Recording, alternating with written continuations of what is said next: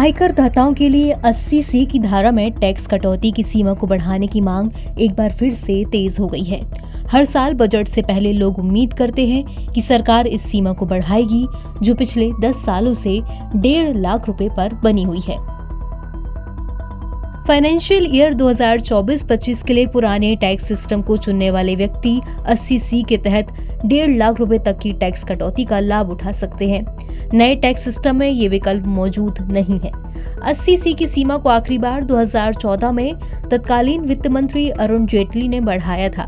80C के तहत आप अलग अलग तरह के निवेश और खर्चों पर टैक्स कटौती का दावा कर सकते हैं।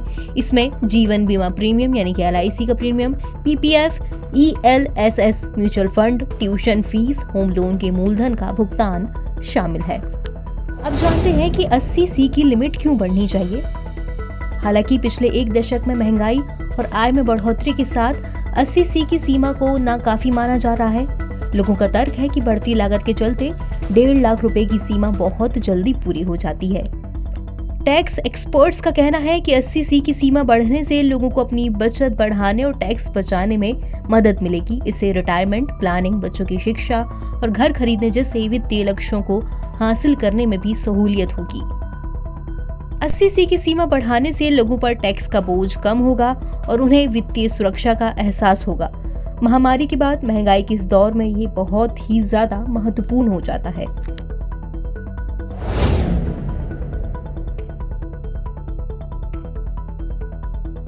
अस्सी सी के तहत कटौती का दावा करने के लिए आपको अपने आयकर रिटर्न फॉर्म में निवेश और खर्च का विवरण भरना होता है। आपकी कुल टैक्सेबल इनकम की गणना आपकी ओर से की गई कटौतियों को घटाकर की जाती है।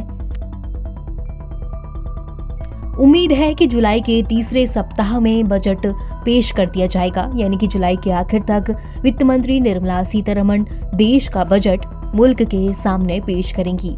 अब देखना यह होगा कि क्या वित्त मंत्री निर्मला सीतारमण आम आदमी की इस मांग पर ध्यान देती हैं और आगामी बजट में 80C की सीमा को बढ़ाती हैं या नहीं।